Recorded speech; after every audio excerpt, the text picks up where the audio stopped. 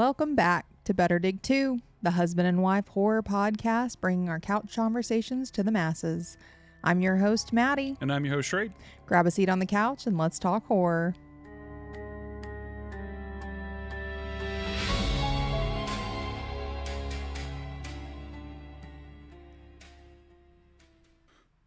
Maddie, my love, Mm-hmm. we are so back. We are so back. We got the littlest taste of HHN. Oh, it was so good. Mm-hmm. So needed. It was. Horror Unleashed did a fantastic job holding us over until we make our yearly pilgrimage to Florida. It was such a perfect halfway to Halloween. It really was. Because we went like May 3rd.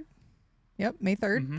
So it really was. It was like right after the, official halfway to Halloween, midway to, thankfully, we're going to be at HHN earlier than Halloween. So, but still, it was like the perfect time to go. It really was. It definitely scratched that itch for me. Mm-hmm. And, we got the Scream Squad back or the Boo Crew or whatever you want to be. Yep. But especially and it's also, we've gotten a little bit, spec season has officially started, obviously, for HHN 35, but we've only gotten a little bit. And so, like you said, it really scratched that itch. So, yeah, I'm hoping that we get a Sinners reveal very soon. God. But that's just me. But those of you who do not know what Universal Horror Unleashed is, it's located in Las Vegas at Area 15.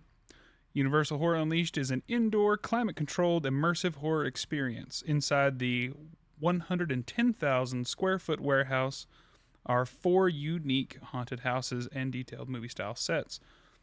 Each house uses a 4K surround sound audio engineering, so you hear every whisper, step, and scare all around you. You'll also find the roaming characters, a live show, and themed places to eat, drink, and shop, and plenty of photo opportunities. Oh, yeah. Which we can go ahead and just rip this Band-Aid off. Yeah. We got hosed Yeah.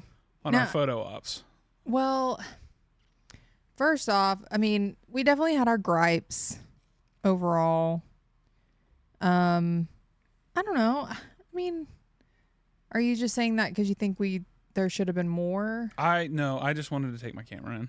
I wanted to be able to take our little camera in that doesn't have a flash. I know that, and I had heard the same gripes, and it's very inconsistent from what I've heard. It just depends on who's working the door. It fucked up my fit, dude.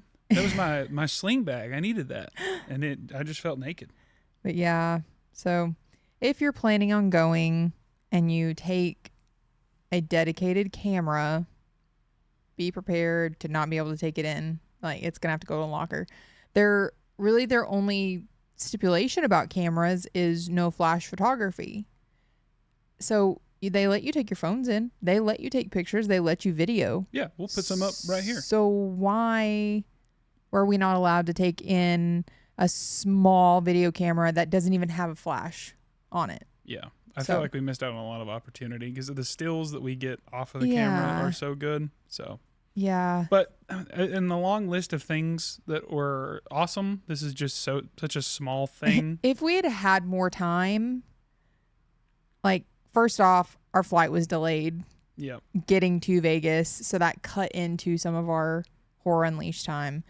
So if we had been there earlier in the day and we were going to have lots of time, I probably would have argued it more. I'd have been like, show me where it says I can't bring this camera in. Yeah. I would, it's because I have heard again that they are really inconsistent with that policy. Mm-hmm. So it just doesn't make any sense why we couldn't bring in this camera, but yet we could bring in our phones and use those cameras. Yes. So, yeah, I don't know. Which we did get some good photos. We did get some good video. So, no big deal.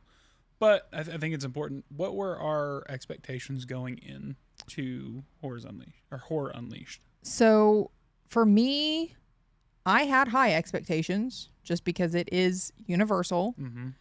From what I know, it was more the Orlando team that worked on that one, wasn't it? I think it was definitely a joint. I know that Murdy was in a lot of the promotion for it, and he had a lot of input, Okay. especially I think with Scarecrow, since it comes from his neck of the Yeah, woods. It's his but brainchild. Jack is more Orlando. Yeah, So I think Jack Chance, Yeah. is Orlando. So maybe it was joint, but I think that the Orlando, if I remember correctly, I think the Orlando creative team has more control over it. So I had high expectations because, we are very biased towards the well, Florida it's group. just like, the quality they can produce Mhm. and at the level like where they should be. So I did have high expectations, especially because it opened last August. We Yep. went in May. So it's been open for like 9 months. Yeah. So they've had time to work out some kinks, kind of get the flow going. They've done holiday overlays. They've had time to do even extra things. Mhm. So we were there during just normal operations. So I think high what was expectations. really my expectation going in was I see what the creative team does with a tent. I've seen what Yeah. they do with the queue at Fast and Furious. Mm-hmm. This is a giant fucking warehouse that they can do whatever they want. And And the especially, theming was incredible. yeah, and those are temporary houses. Like Yeah. this is permanent. Yes. So, and I really feel like we saw that. We saw things that were amazing that you could say, why wouldn't they do that in Orlando or Hollywood?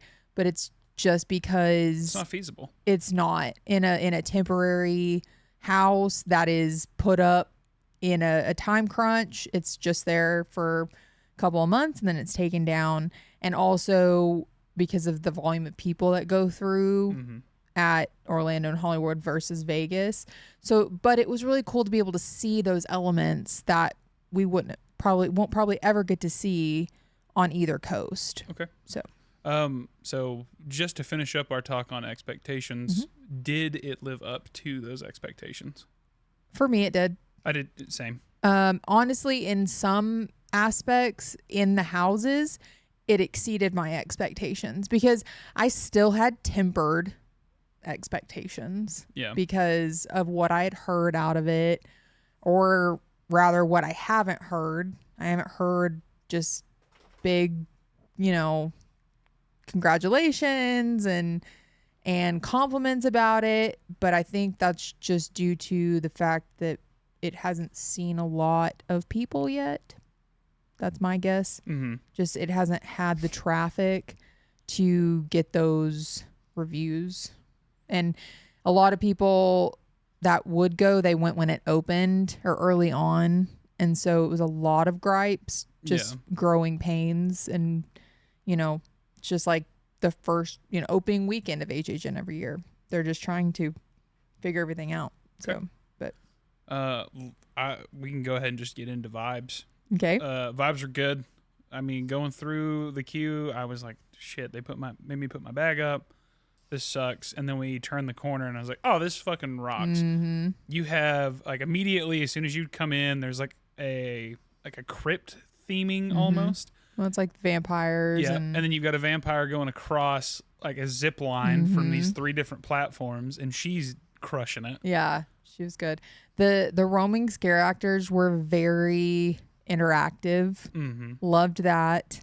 Literally from the moment you walked in. And, as you walk in, like there's a bar right there. You might want to go grab a drink.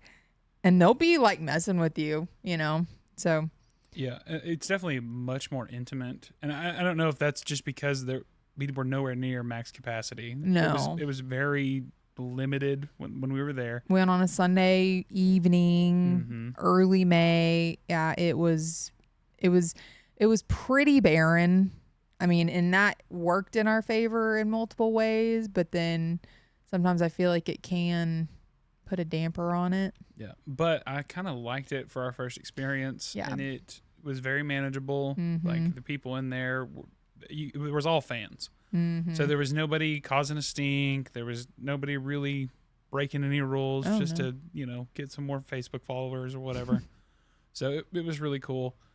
The interactions that we had individually with like Jack and Chance were awesome. The doll girl got Yeah. me like 3 or 4 Yeah. times, and I don't She know. definitely blended into her little background really well. Yeah, she really did, and she was creepy as hell. Mm-hmm. And so The chainsaw guy. We had some good ones. But yeah. the not Jason. Yeah. It's like wanted to be Jason, but also sort of Leatherface, I guess. I don't know. He was a vibe. Yeah. His little cage was cool. Mm-hmm. Okay. Let's see. Another big thing that kept the vibes good for me was the group pulsing. Mm-hmm. I think the houses. Yeah. Yep. That's the only reason that I would go to the early. The premiere Premiere night. night. Yeah. Or the premium scream night. Yeah, premium scream is if they do the pulsing that they did from year 1. I mean, I can just.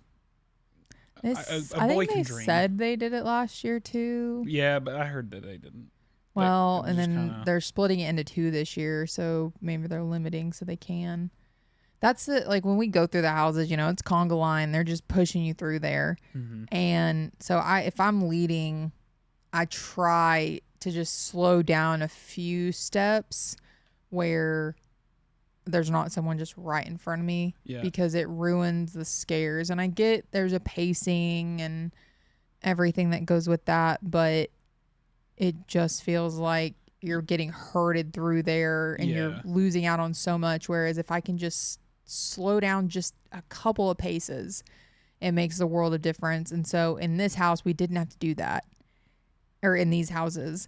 And because, there was like nobody there.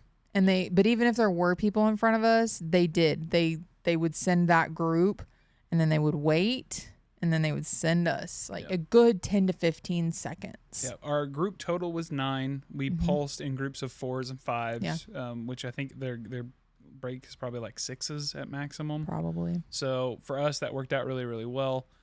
Going back to changing the pace, one thing that is very, very important for us to mention, there are some very short people in our group, but they run through the house, so they don't get to go at the front. They're stuck in the middle. They get sandwiched for the screams. So just got to take care of that first. Zach, we love you.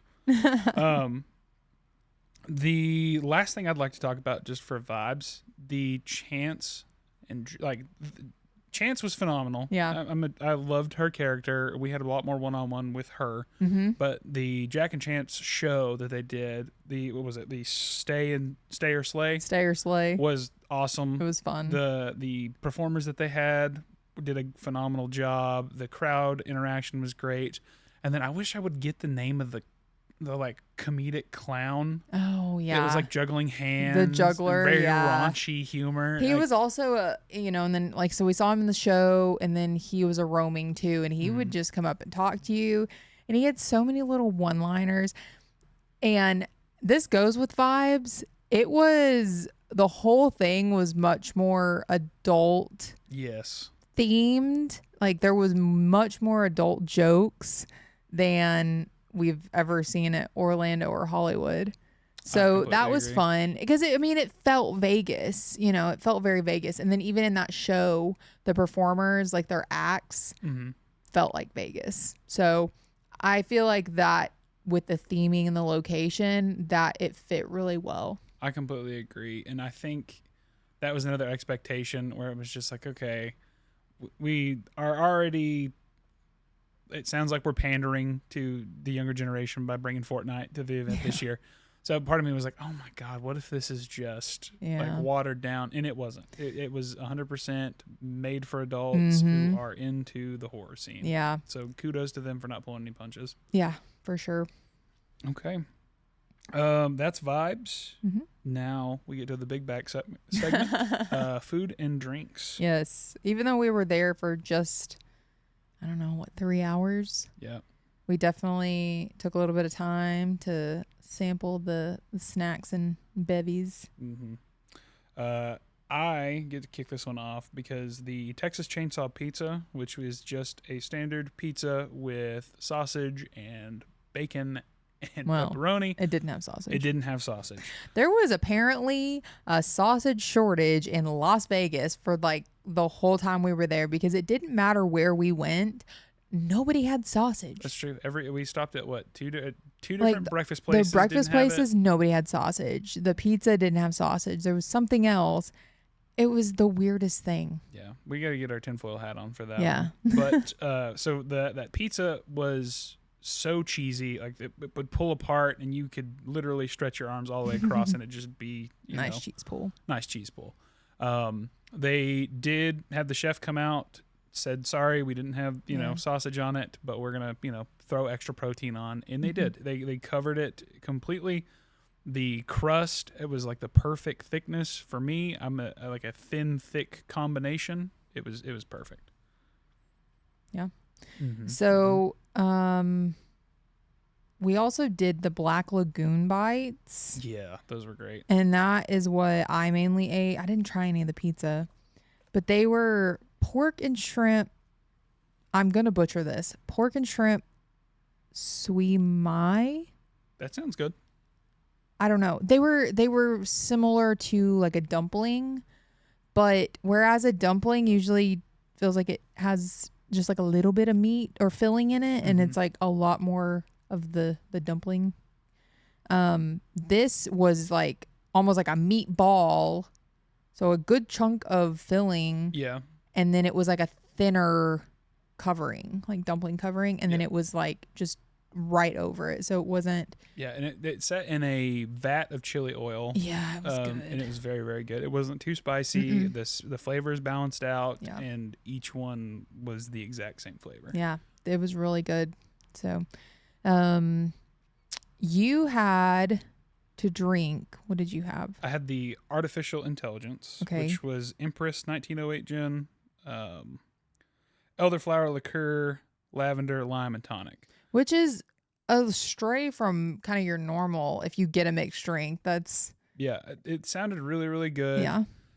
It was very girly when it came out, and it was amazing. Hello, flower. It did. Yeah. I'll put a picture on screen. It was phenomenal.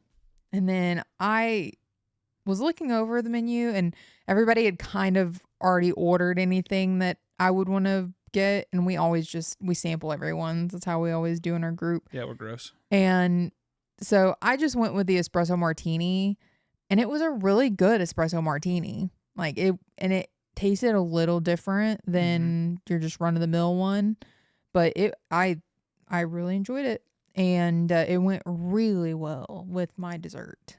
So. Okay. What did you have? Well, so I was gonna get the Queen's something. Kiss? The Queen's Kiss. Mm-hmm.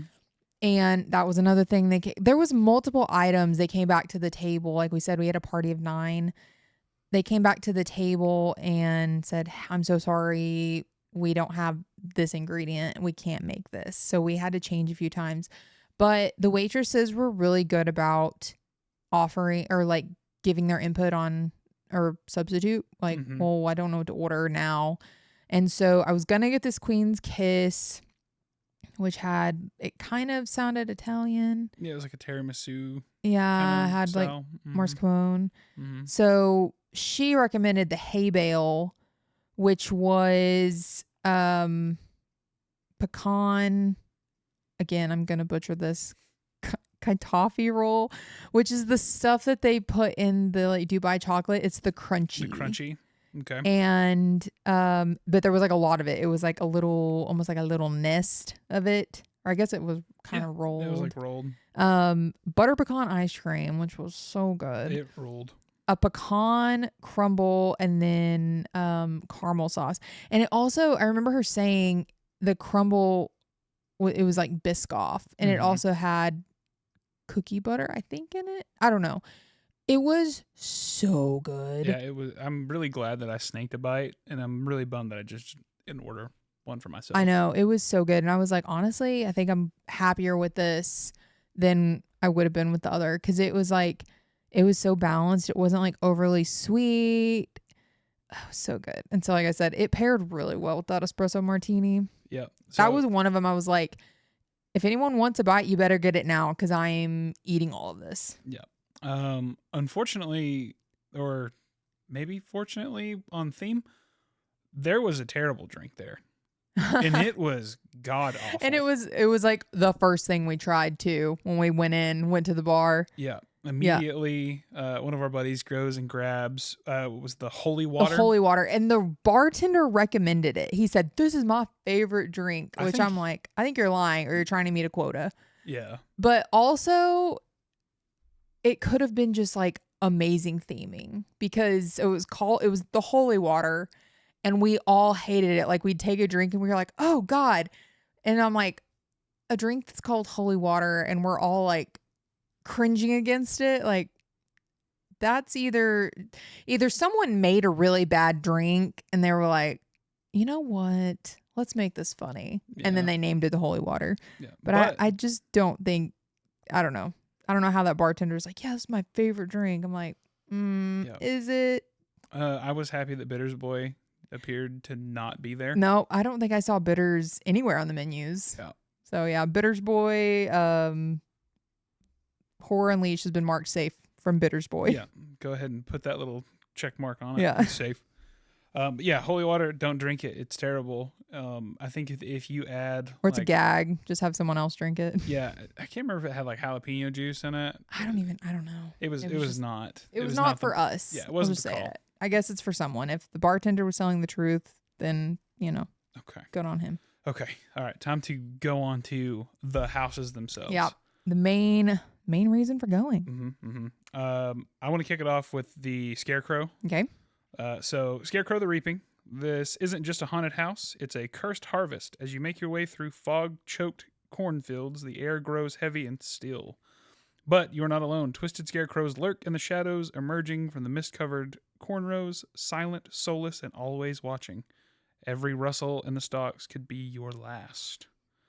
What a great theme, number one. Scarecrow the Reaping is an all-time house at Hollywood. Yep. I'm so fucking glad that they brought it here. Me too, because this was the first time we've ever gotten to experience it. Maybe, we might go back to Hollywood, and if we do, who knows if it'll be there. They have a tendency to repeat houses, but so the odds of it being there are higher than, a repeat house at Orlando. But it's just like if we'll ever get back out to Hollywood or when. So we got to, and I feel like what we got to experience, because it is that permanent house and it has those elements in it that they could take more time to build. Oh yeah. And stay there. I feel like was probably, I'd probably get backlash on this from anybody that's like a big, HHN Hollywood fan, but I feel like it's probably better than any iteration Hollywood's gotten. I'm not going to go that far because again, I haven't experienced it, so I can't say, but I was very, very satisfied with this. The opening facade was so cool. And for me, the house, that was our first house that we ran, and it was the tempo setter for me. Yeah. It was a long house. Yeah. It had great scares. It had some really cool effects, which we'll get into. But overall, what a good house. It set the bar for the rest of our night, and we still weren't disappointed with the other houses. No. In fact, when we did a rerun of this, it was just as good as the first time, which, could be hit or miss depending on your scare actors. Yeah. But let's just cold rip a couple of cool effects. Yep. For me, the corn maze toward the end. So they have a bunch of corn stalks basically that are suspended, and you're walking through there, and it does turn, and there is like a strobe effect happening, and there are sounds in that 4K studio, surround sound. It was insane. And you have scare actors in, scarecrows, and then you have dummies.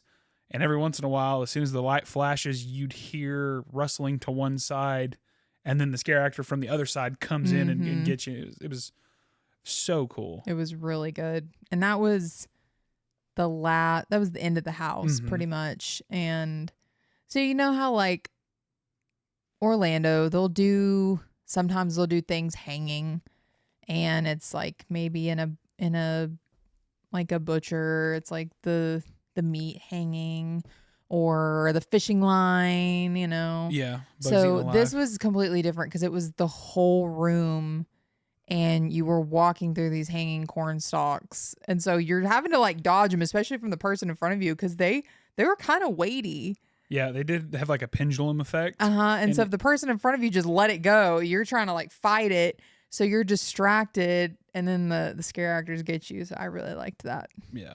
What else? Go ahead and give me one of your favorite effects. So this one had a super freaking cool like simulated tornado.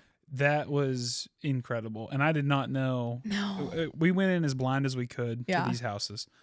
That like took my breath away. It was so cool because you're still in the cornfield.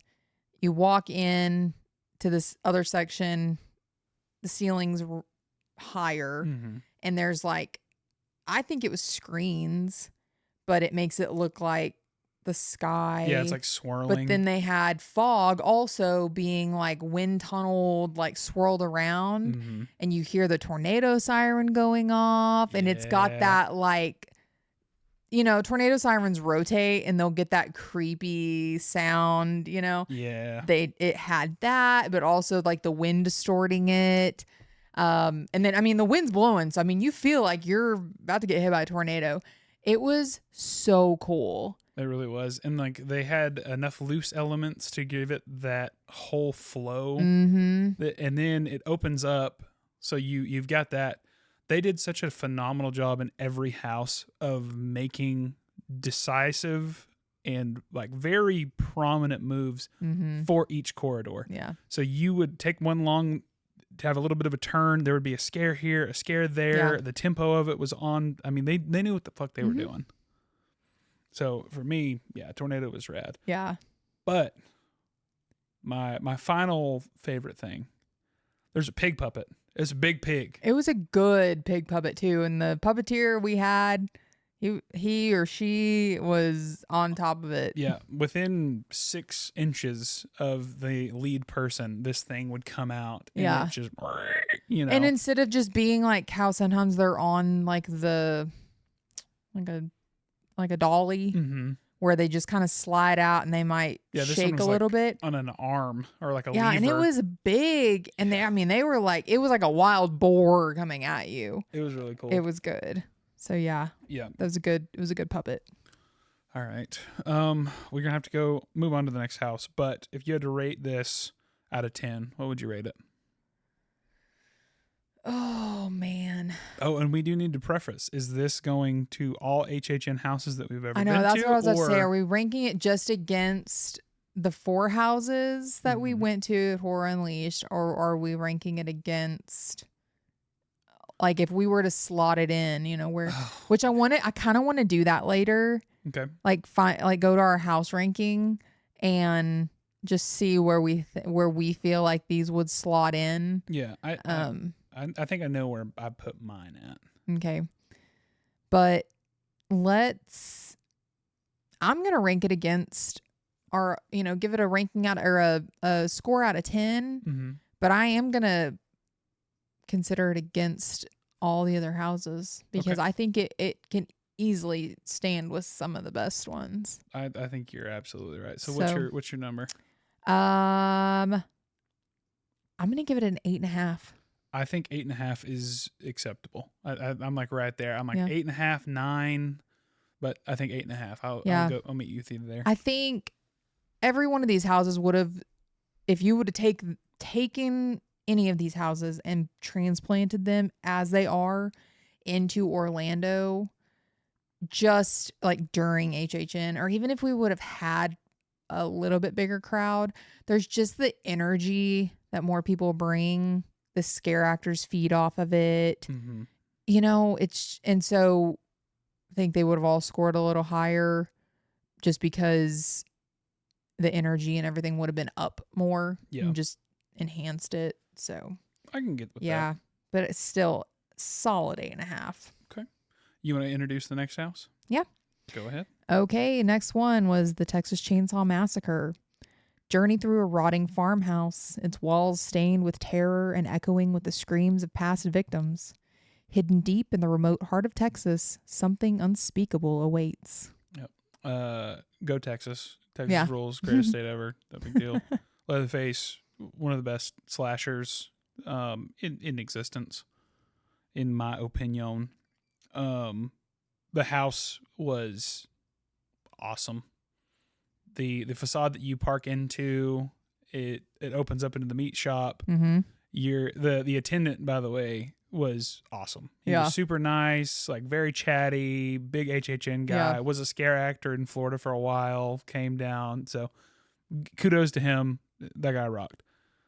The layout was incredible. The characters that they used were awesome because it wasn't just Leatherface doing Leatherface the whole time. You had the rest of the supporting cast. You had the rest of the family. It was really, really well done. Yeah. Yeah. So talking about layout, and this was one of them that really did it well. So again, conga line, they're trying to get people through there. Every twist and turn has a house attendant at, Orlando and Hollywood. Mm-hmm. They're standing in the corner, and half the time they'll get you harder than any of the scare actors because they're just standing there, and you turn around and they're just there. Yeah.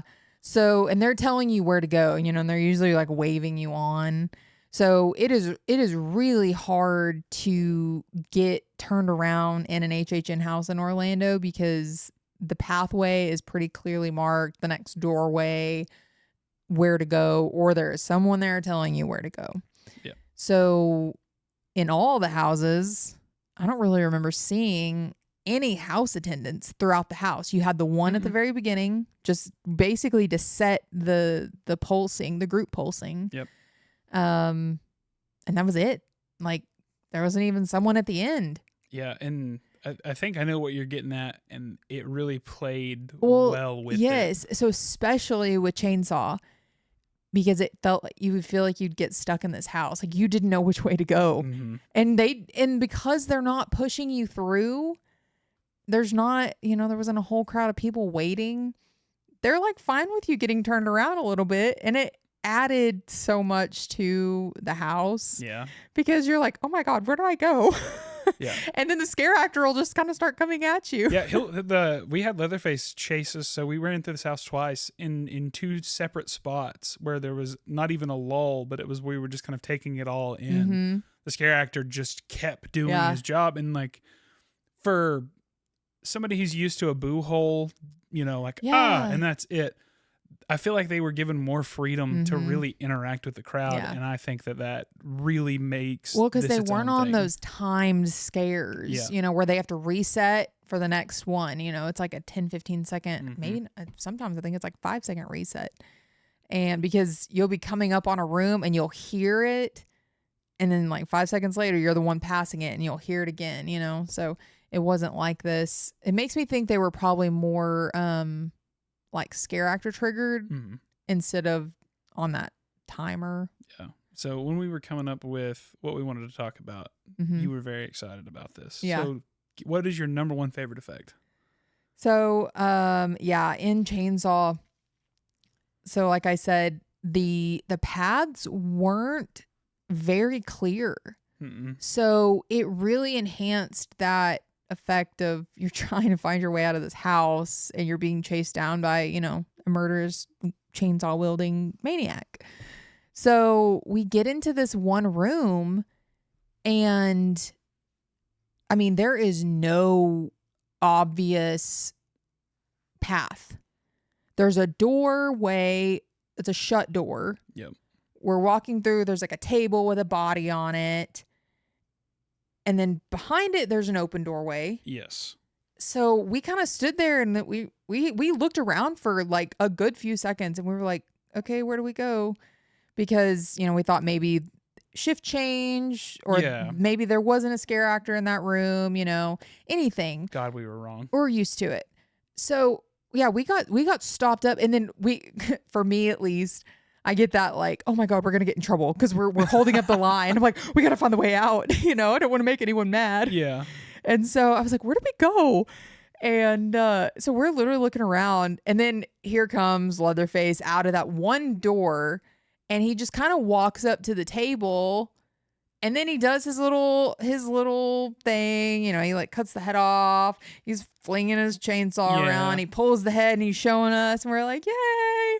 We still Where do can't we get out. go?" Yep. And I was like, "Oh my God, are we supposed to like walk around and walk past him?" And I mean, I really thought that's what we were supposed to do. So I was like, "Okay."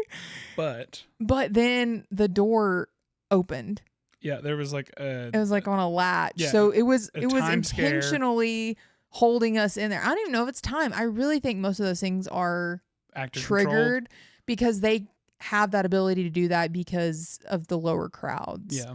And so they could, if that scare actor wanted to go a little longer, because I feel like our second run through, the door opened sooner at a different timing.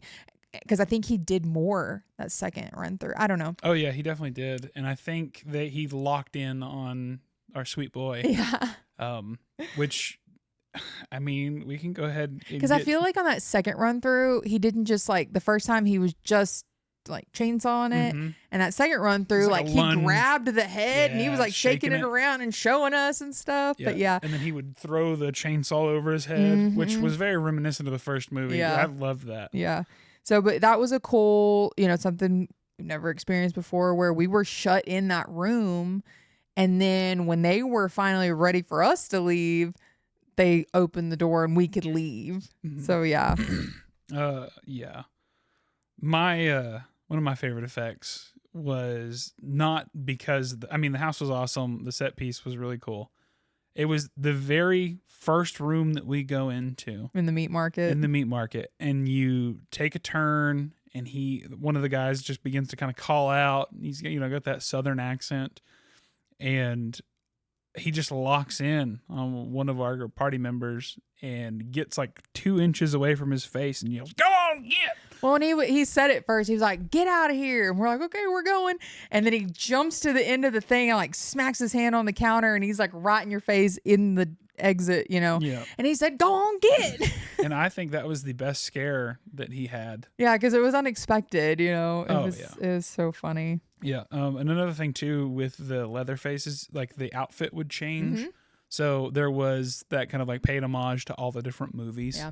And so you'd have scenes kind of directly taken out of it. But it was really well done. It wasn't like Jason Universe where they just, it's a different Jason doing Jason.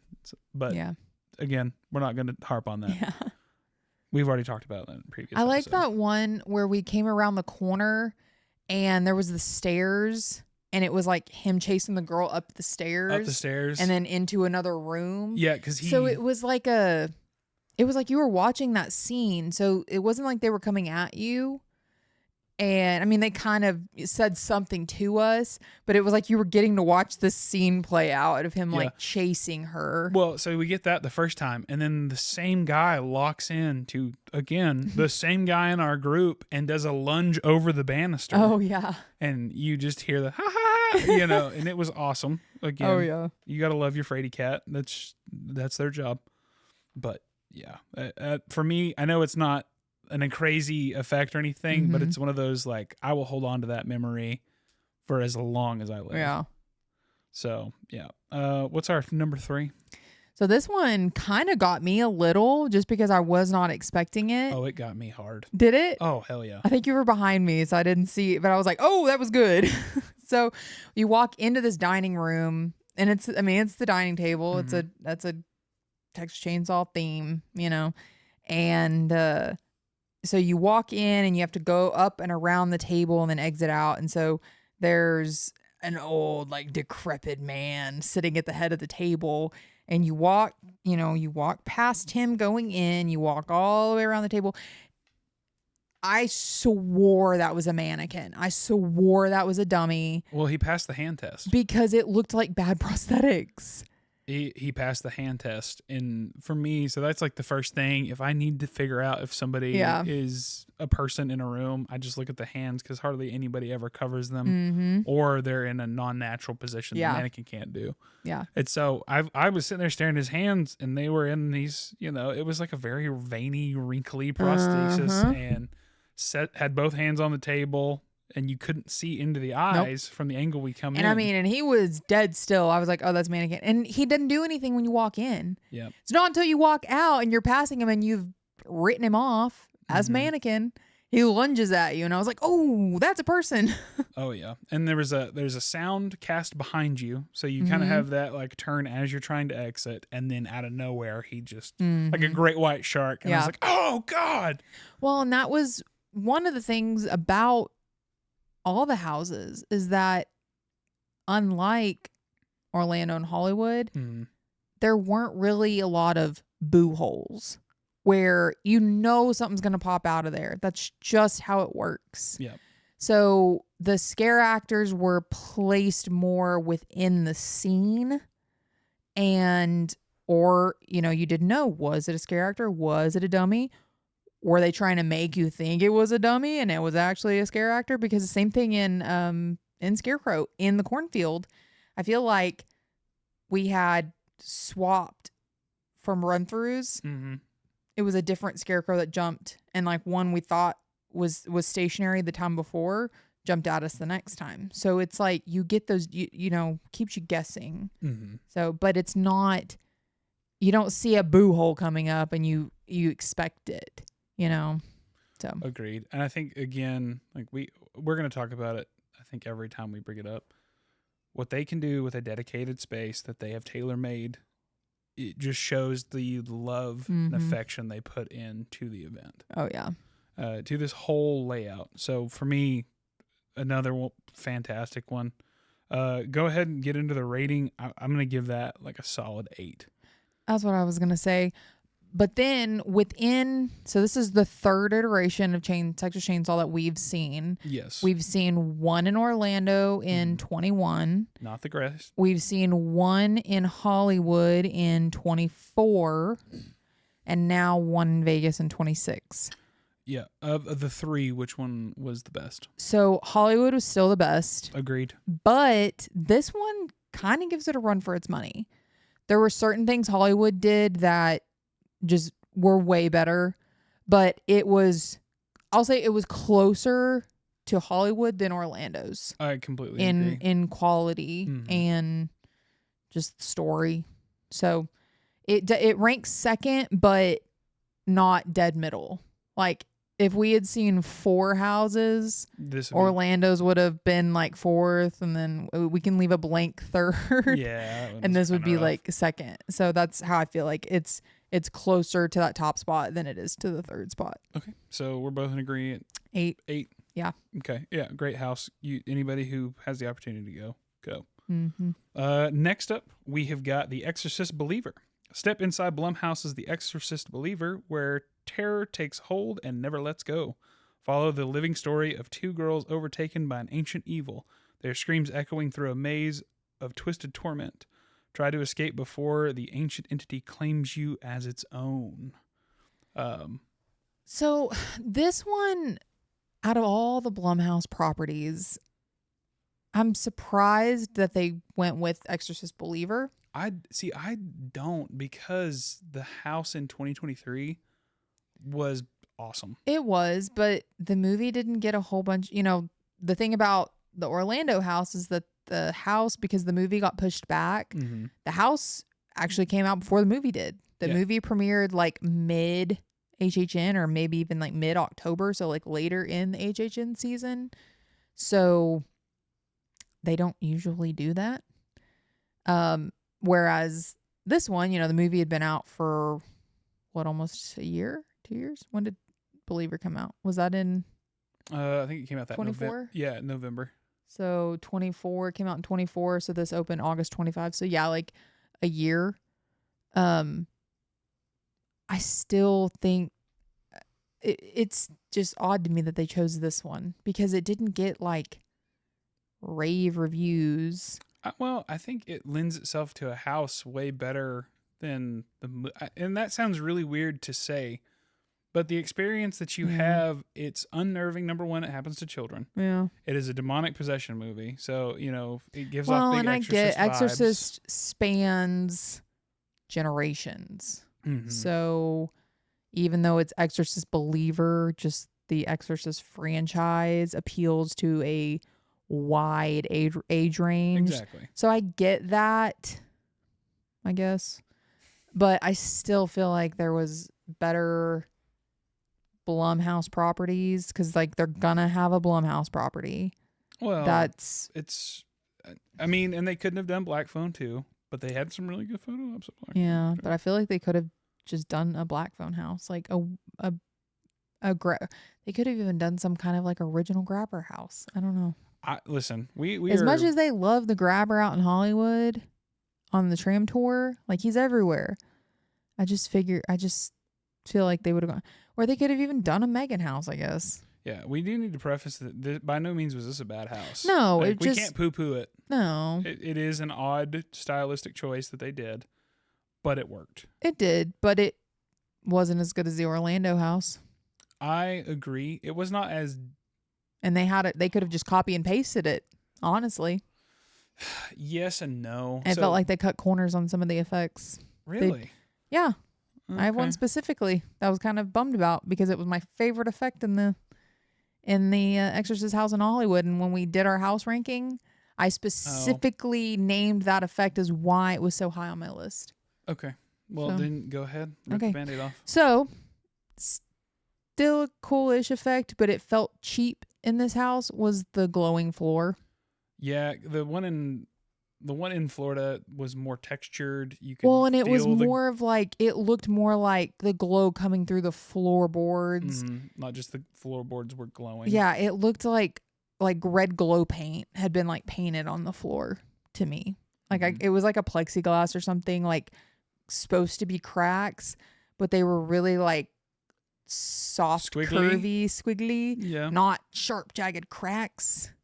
But the whole point of the Orlando house is it was literally glowing through the floorboards because it was a wooden floor that they Mhm. had made, had the cracks in it, and there was glowing light underneath. So, and that's a temporary house. Why could they not have done that in this house and instead of making this cheap looking effect? That's fair. So I, it's it was one of the still like a well it executed effect. not in Vegas. Okay. It cheapened it for me. And Really. and especially like that room and everything, it's so it was so subtle in Orlando Mhm. that we didn't even catch it till that second walk through. But it was so cool. Like it was Hmm. so well done. Whereas this one, it's like immediately drew your eye to it and it was just like, ooh. Like I did not like it. I think it would have been better had they just not had it. Yeah. Okay. I hate that for you because I know how great that was. For me, it still worked. It felt like that floor, which you've never been to like a Meow Wolf, that floor should have been in Meow Wolf. Like it gave that psychedelic like kind of Hmm. feel Okay. instead of like, oh, hey, this is literally hell trying to like come through. Well, it's a demon. Yeah. So it just it didn't fit to me. Okay. So That's kind of a bummer. But what was not a bummer was like the exorcism room where she's on the chair mhm. and you are in the kind of like a rounded area Mhm. and it kind of I don't really want to say dog legs around and kind of gives you that, but there were two tiers to it. So you had the girl come out, which she did phenomenal. She was up in your face, doing her Mhm. thing, real creepy. The audio cues were badass. Yeah. And then once you get around at like the apex of the room and half of the group is here, like one of the walls basically changes a different color. A scare actor comes out from back behind, just looms. Mhm. And for me, that was one of the effects that I was like, wow, that's really, really cool. Mhm. I like how there's a little more verticality with it. Yeah. Like we've talked about in our house rankings, like a house with verticality is Yeah. awesome. They had the same effect where it was like the puking on the ceiling and the girl Mhm. is like floating and the Yeah. puke is like coming out of her mouth and onto the ceiling where she's like, levitating or whatever. Mm-hmm. They had that same effect. One thing I did like in this house that was different from Orlando is when you're walking through the bedroom. I remember it being empty in Orlando too. There might have been a scare actor pop out behind a door from the closet or something. One of our believer run throughs, there was somebody under the bed. Somebody under it, Under or the was bed, it like a? she pulled. Like you just saw her hands come up and Oh, grab, and then okay. she started to pull herself from underneath, and then she scuttled back under. Okay, or was it a animatronic? I'm not 100% sure. I don't Don't know that catch me lying. I don't know that I ever got that Oh, effect. So this one, which that makes sense now, if they were kind of copying it. This one they had it where the bed just would start shaking violently. yeah, and it was really cool. Yeah, because I mean, like they didn't have, at least on our run through, they didn't have anyone in that room. They didn't have a scare actor, so you're just walking through, and your guard gets let down because you're like, oh, it's like that last time. You're just walking through basically an empty bedroom. It's just set, and or we at least passed where we would likely have had a scare actor. Maybe there is sometimes, there wasn't on this one. So you're like, oh, okay, just walking through. And then like right as you walk by, I mean, the bed is like shaking like crazy. Yeah. And I was like, oh, I like that. Yeah. How did you make a bed menacing? You just Yeah. shake the hell out of it. So people out. if that's what they were trying to go for, is to make you think like there's someone under it, like what they did in Orlando, then yeah, makes it even better. Well, you kind of poo-pooed on like one of our favorite effects. So it was my favorite effect in Orlando, and it was not executed well in Vegas. It's okay. But I do feel guilty, so I'm going to add another effect on our line, so we have 3 positives. Here's a wall. Oh shit, there's somebody behind that wall. I love that effect where the light kicks transparency, on. Because they also did that in yeah, I mean, a lot of this house did look, I mean, very similar, like the camp when they're looking for him in the forest. Definitely wasn't as big as it was in Orlando, because in Orlando we were in a soundstage, weren't we? Soundstage. So definitely huge difference in size and like footprint. And they didn't put the poop smell in there. Put the poop smell in there, which is really good. Florida, that was rank. Like that was just despicable. But yeah, that the transparent wall is good, and they do it so well because you can't tell it's gonna be a transparent wall. And so you're just like, oh, hallway, and then all of a sudden there's a scare actor there where the wall was 2 seconds ago, and then there's a whole extra little scene behind it. Yeah. I thought it was pretty cool. Yeah. I feel like you're gonna rate this lower than me, so go ahead.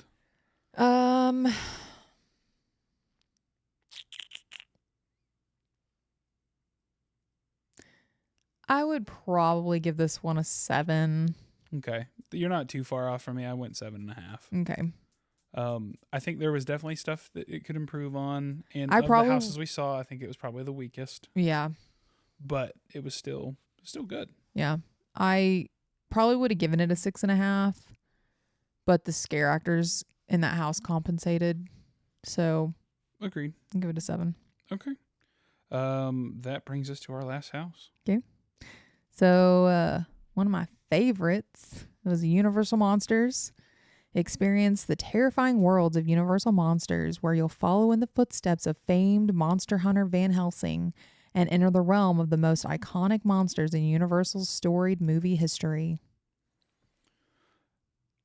Universal House Monsters. I love a Universal Monsters house. I like a Universal Monster house where they don't do dog shit. Yeah. But thankfully, because this is the first Universal Monsters house we've seen since Eternal Bloodlines, because they didn't do one last year in Orlando. Yep. So this was definitely a good palate cleanser. Thank God. I was worried that they were going to fuck it up. Yeah. Like it was going to just keep going down. Yeah. And it ranks high in all of my Universal Monster houses I've seen, because they had some really cool effects. They had some really cool interactions that we're never going to get in an Orlando house or a Hollywood house, just logistically. Yeah. So it was really cool to be able to experience it, because I love Universal Monster houses. I just want creature.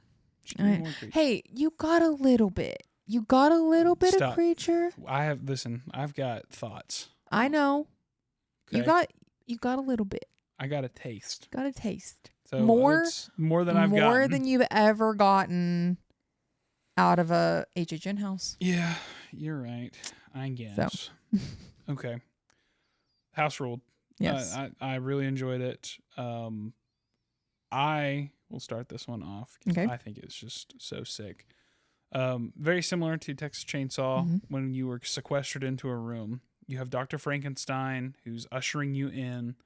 You've got Frankenstein who is completely immobile, Mm-hmm. like up on a bench. Mm-hmm. He's got the electrodes like all around him. Dr. Frankenstein gets you in there, and then the door shuts. Well, and it was another one of those at least I thought we were supposed to you're just walking through, you're seeing the scene, like, okay, keep moving. And we get there and yeah, there's no exit. And he's like, stand over here. And we're like, whoop. And then yeah, the other door shuts. And we're like, oh shit. Yeah. And so this like mini show happens. Mm-hmm. He brings Frankenstein's monster to life. Mm-hmm. It's fucking sick. The effects are great. The lights are going. The audio cues are banging. And then the completely immobile Frank just fully comes out to lunges at us all. And then he's Yeah. like, get out of here. Yeah. And so he then like as the door is closing, you see Dr. Frankenstein being assaulted, by his creation. Yeah. And then the door shuts back. And you're Mm-hmm. like, holy shit, that was so cool. Yeah. So yeah, that was unexpected. Yeah. I And had no even clue. though we had already experienced the similar thing in Chainsaw, Mm-hmm. still did not see that one coming. No. And so it was like a little mini show. Like, you know how on the rides, they'll do the pre-show where they close you in a room and you watch a little pre-show before you go on a ride at Universal. Something similar kind of. And they had dialogue and he was interacting like directly with us, so it was super cool. Yeah, I thought it was really again, what a fun effect. I know we can't do it logistically, No. but thank God, we got to experience it. Exactly. They're doing cool stuff. Yep. All right, what's next, my love? So for me, I loved the fact that I'm always looking around. I love taking in all of the details Mm-hmm. and the set design. I love it. So you'll catch me. I'm sure some of the house attendants are like, this girl's fucking crazy. Because I'll just be staring up and I'm like, wow. Wow. Yeah. And then someone will jump out and I'm like, oh, sick. And I'm sure they're like, you suck. Yeah. So I love the fact that since we weren't getting pushed through, we could really stop and appreciate the effects and the set designs because they got to put some extra in it. So they had this huge well. Yes. And they used mirrors to make it look really deep. Mm-hmm. And it was just so good. It was. And it was huge. Like you're walking around it and we could all kind of get around it and like look in. And it was so good. So good. Yeah, it didn't really play a story beat, but it was just such a fun and unique, that definitely leads down to like catacombs or, whatever entity could be lurking down below. I thought it was really, really cool. Yeah, but just the use of the mirrors to give that depth feel because and you could like lean over and look down in it. And I mean, it looked like it was a well and it just went down forever. It was so cool. And so things like that, the Frankenstein room, these elements that we know logistically they can't do in the temporary HHN houses due to size, due to just people having to go through everything. I love the fact that these creative teams, I know there's things that they've planned out that they probably have on like a wish list of things they want to build and put in a house, and they probably get them shot down because the powers that be are like, we just can't do this. It is not feasible. Yes, it would be fucking sick, but unfortunately we just can't do it. Yeah, it's almost like a playground. Yeah, so I hope and I feel like some of these things are just so cool that we can only experience it at this type of HHN. I hope that's them getting like their wish list checked off because it's just so freaking cool. It really is. there's just, it's not possible at the other venues. Yeah, So I think everybody needs to do a stint. Like if you're a creative director or like a creative yeah. mind and you can get in there, even if you were to design like a room to yourself, I think Mm-hmm. that it would be so unique and so fun. And that's one of the reasons I really hope this experience like I kind hope of it, makes it yeah. through, gets through the growing pains, and people go to it. Well, and they're expanding. They've got the location bought for Chicago. Mm-hmm. So I'm hoping if it expands, and then I'll make this point later about where Horror Unleashed is in Vegas. I hope that everything around it will draw more to it also, and it'll get more traffic and more notoriety so that it can stay, it can grow, it can change. Like the original plan is that those houses are going to rotate, Mm-hmm. every once in a while, and that it sticks around because it is, it's still the HHN we love, but it's different and unique in it, the aspects that those effects that we wouldn't ever get to experience otherwise. Yeah, 100%. It's definitely like if you're an HHN fan and haven't had the opportunity to go, I would definitely try. Yeah. If you want to be a completionist and say that you've gone to every HHN experience, that's awesome. Mm-hmm. This is definitely one that you should do, and Yeah. there's plenty to do in Vegas. So Yeah. pack a weekend, go. Yeah. I mean, like, that was the main reason for our trip, was going to Horror Unleashed. And then we fleshed out the rest of our trip with,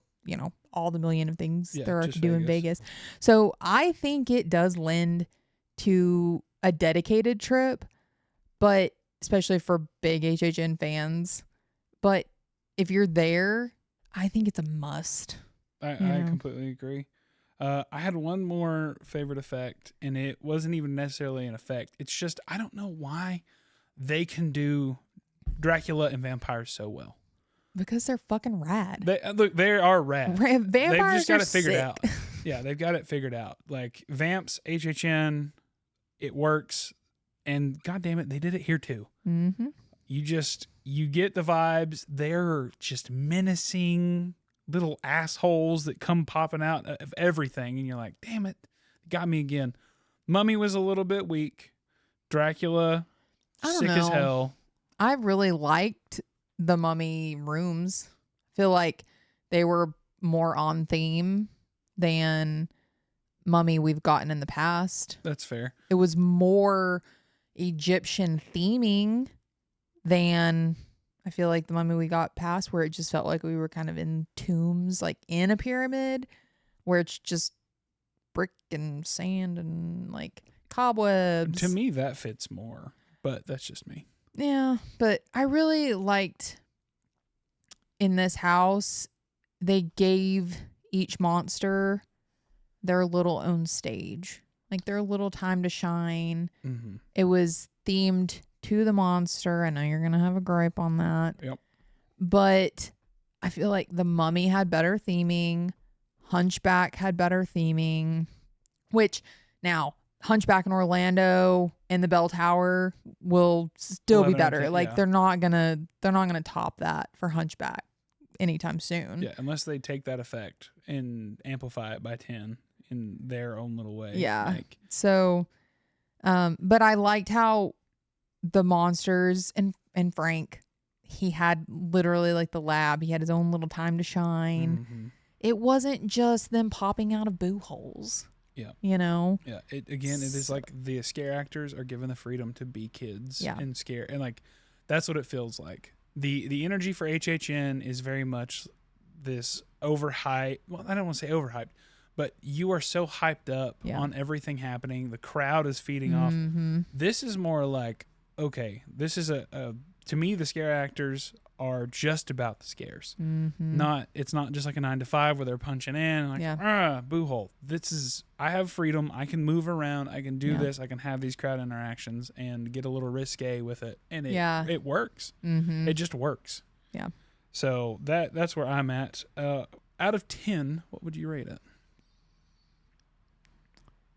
I really wish we had gotten to do a second run through this house, and that's going to be one of my gripes here in a minute. But because I feel like I would have been able to take in so much more.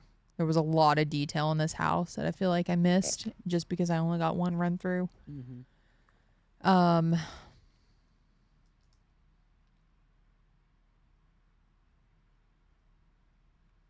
I think I'm gonna go 8.5. 8.5. Yeah. Okay. Like I want to give it a 9, and I feel like if I had had that second run through and really been able to absorb more of it, it would have gotten a 9. But for my one run through, 8.5. Okay. I give it just an 8. Okay. It would have gone higher. I know. I got hosed. I was hoodwinked. Bamboozled is what I was. That was more creature than I thought we were going to get. I didn't think we were going to see anything of creature. As soon as I got a picture with the statue going into the queue, I was like, holy fuck, it's finally my boy's time to shine. No, I knew there was no way because we would have heard about that.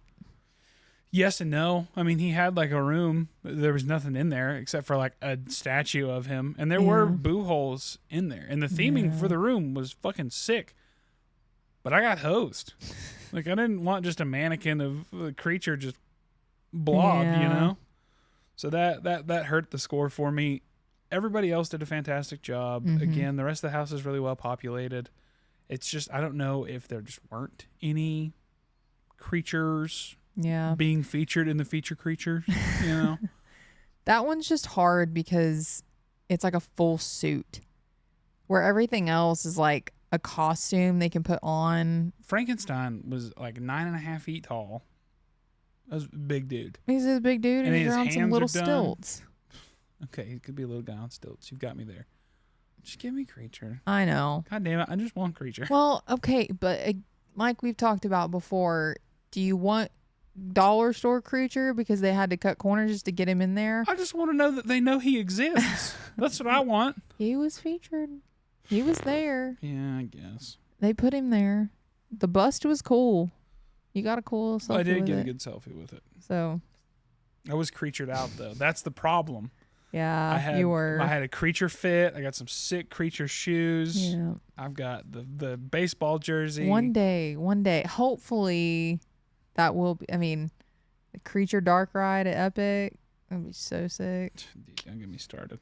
Because I feel like it's probably going to have to be something like that. It would have to be Horror Unleashed, where it's a year-round thing where they can devote the time to the costuming and the set that's necessary for it, rather than just a short-run temporary HHN house. Okay. Yeah. So. I had gripes and kudos, and there was some regrets to it, but for me, like I've already touched on creature, like I'm just sad. Yeah. I was bummed that that's all I got, and then the fact that we didn't get another run through. Yeah. Which I know segues into one of your gripes. Well, so I had multiple gripes. In the grand scheme of things, they were small. And for this event this attraction that has only been open for 9 months, it is not their priority. Yeah. Overall, because in the time that it was being built, they were also building 2 major parks. They were building Epic and Universal Kids Resort. So the fact that we got it in the same time frame is kind of shocking that they didn't put it off till later, because it's definitely not the draw. But so thinking in those terms, my gripes are little, and it could have just been the day we went. It could have been the time of day we went.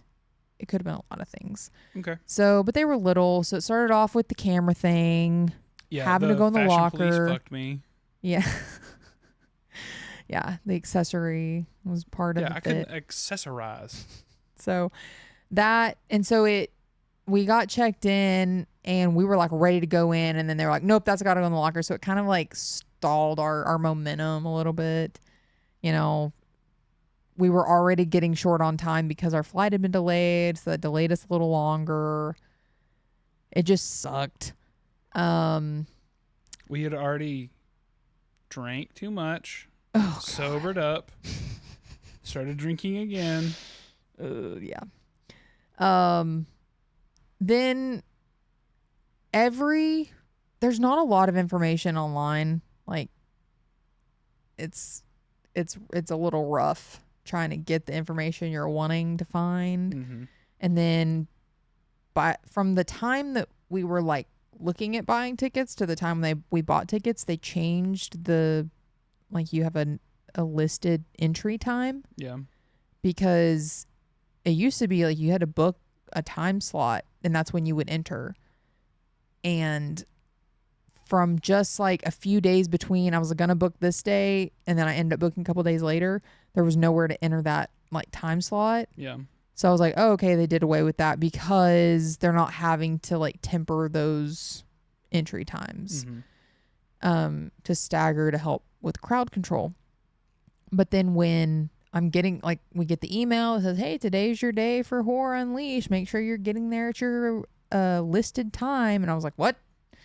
So I was like kind of freaking out because I was like, oh, no, because our flight had been delayed. And I was like, because it says like, if you're not here at your entry time, we can't guarantee you entry, which we knew it was probably not going to be very busy. We probably weren't going to have a problem, but. Yeah, that's the big but. We just didn't know. We didn't know. And so we were already upset about being late and losing out on time. And then the fear that we were going to maybe be denied entry. Yeah.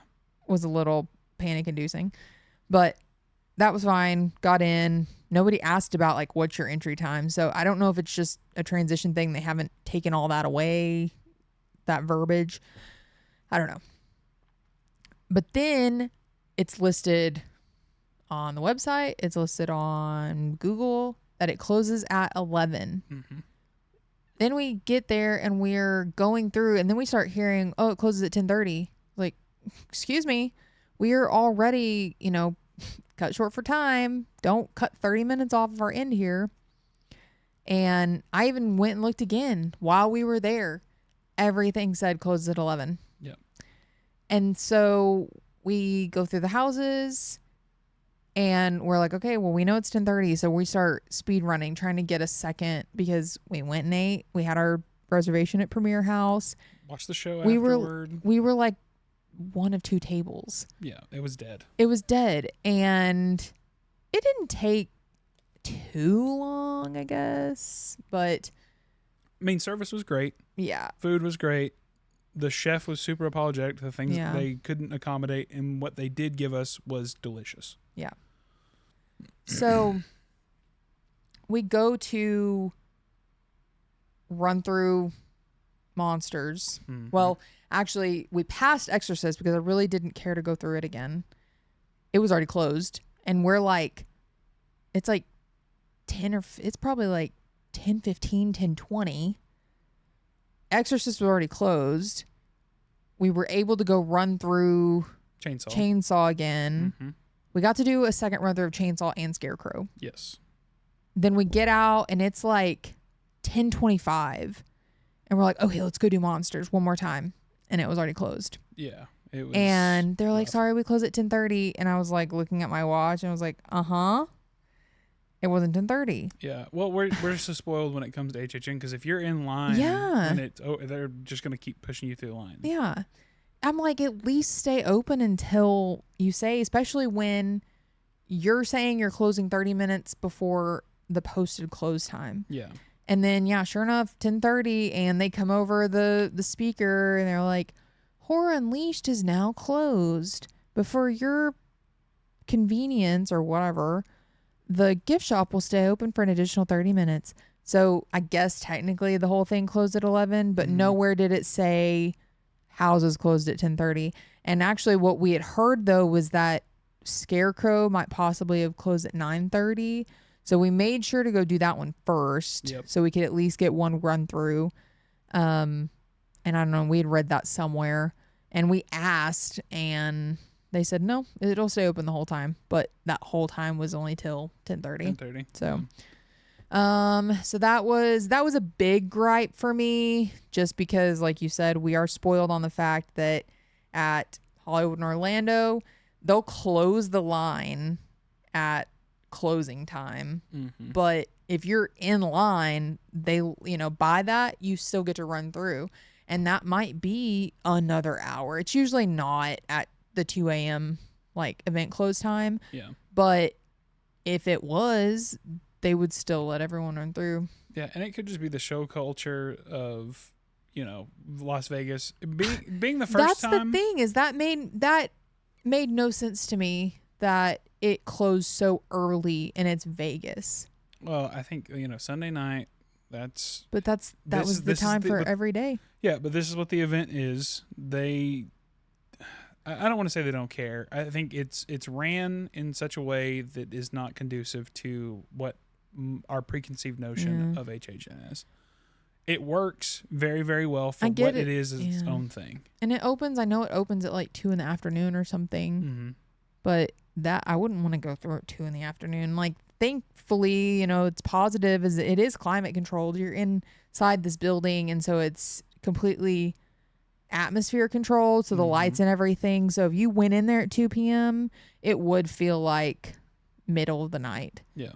And so that was a big bonus it had, because going from house to house, you're not in the humid heat, which you're not going to have really humid heat in Vegas, but you're not in the heat like you are going from house to house in Hollywood or Orlando. Correct. But that, it really bummed me out, especially because like we got that unlimited where you could go through them as many times. And yeah, had we been there earlier in the day, we would have. But yeah, no, we know next time to not do it on a travel day. Yeah, but it was the only day it was open for our trip. Yeah. And now they're even cutting back another day, because it was open Wednesday, Thursday, Friday, Saturday, Sunday. So the same days as HHN normally runs in Orlando. Now, I guess because of crowds or maybe scare actor availability, they're cutting out Wednesdays. So it's just going to be Thursday, Friday, Saturday, Sunday, I think. Actually, I hope that it that might is just not, be Thursday, Friday, Saturday. I can't remember. I'd have to look again. I really hope it's not the harbinger of doom. Like, well, I hope that it if does they not cut mean, it down and it makes it better, like they're able to saturate those days with more scare actors, great. I just hope that it's not indicative of them, like, hey, we're not doing very good business. I don't know. I don't feel like they would have opened it if they thought it was going to fail within a year. Right. They're not Disney in the I have one final Star gripe Wars thing. before I go, and we're gonna be positive. I need to understand what the fuck is happening with the merchandise there. Yeah, that was my why final do gripe. we have the birds? Yeah. Why do we have Chucky? Like shit that's not even featured there. Don't get me started on Chucky. Yeah. I don't know where the like autistic children who love Chucky have come from, or like where they are in the zeitgeist, because the show fucking sucked. Mm-hmm. The Chucky house fucking sucked. Chucky, like past Child's Play 2 fucking sucked. Yeah. And you hated Child's Play 1. I hate all of them. Yeah, Stupid. you do hate all the Chuckies. But it was just, why are we beating this dead horse of dog shit? I'm like, damn, how much did they pay for like their rights to Chucky I that know. they are bleeding it? Yeah. Hey, we're going to buy a shit ton of animatronics of Yeah. Chucky and put it into this ultimate kill cow house. And the best part of that whole Chucky thing was the food offerings that they had. It's just, there wasn't enough, there was not enough just regular Horror Unleashed merch. Like, I think your shirt that you're wearing. There was two just Horror Unleashed shirts. Mm-hmm. There was this one, the Spirit jersey, and then there was a t-shirt, but there was hardly any of them, and they were like, they only had extra smalls. Yeah, we've already got better merch dropped for this year's HHN with a single t-shirt than we did all of the things that they had there. Also, gripe for one of our lovely listeners and one of our very good friends, why you would go to just the shitty plastic coasters instead of the ceramic. Oh, yeah. It was just like, okay, They that's like odd. the ceramic coasters that they do in Orlando. They collect them. And they it's like just their had thing. some crap, which they have the same kind of like resin plastic ones in Orlando, but they always do those ceramic ones. And they didn't. So general Horror Unleashed merch, they had lots of like keychains that were like poker chips and Jack and Chance stuff, but like t-shirts they didn't. And then they had Texas Chainsaw stuff. I did get a sick hat. Did they have Exorcist stuff? I don't know. Now that I think about it, I think there were a couple t-shirts. Maybe. And then, but I think. Yeah, there were just a couple t-shirts. And then I don't think there was any just Universal Monsters. No, there was. But it was. It was a lot of like Bride just, and Frankenstein. Yeah. And then Scarecrow, there might have been one.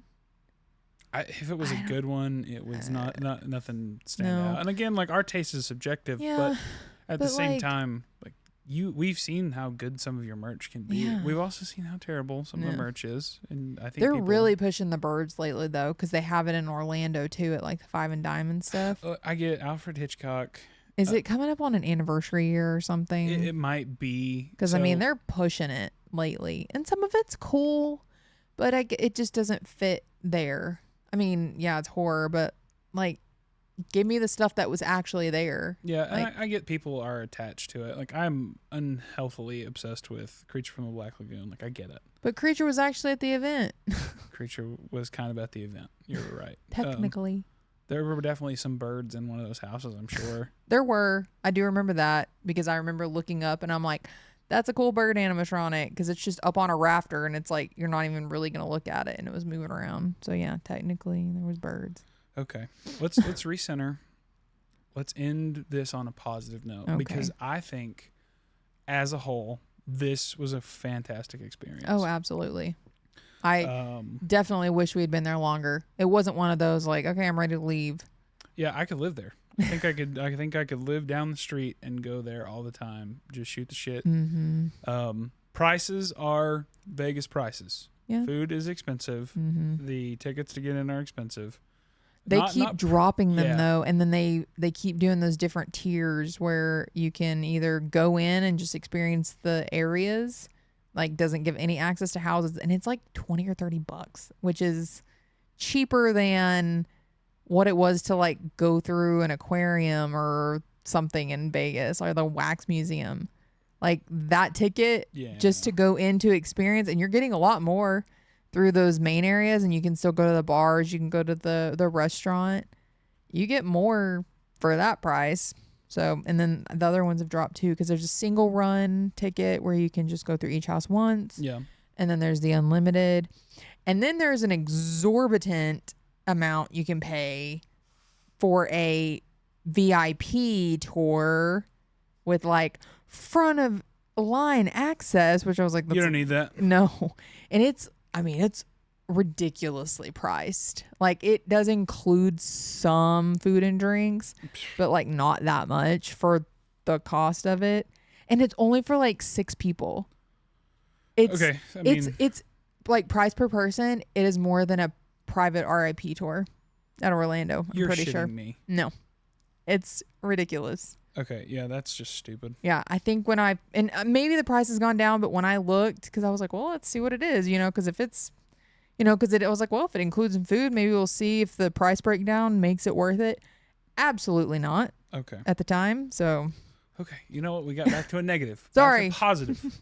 Scare actors, phenomenal job. Yes, absolutely. Venue, fucking amazing. Mm-hmm. Go back to Area 15. It is one of the things that I would want to do, just to go back and experience the whole That's area. my regret, is that we didn't get to experience more of Area 15 during our stay. Mm-hmm. Mainly because I didn't know there was so much there. Oh yeah. Because when Horror Unleash first opened, like the whole Area 15 was opening at the same time, and there was only like a few things.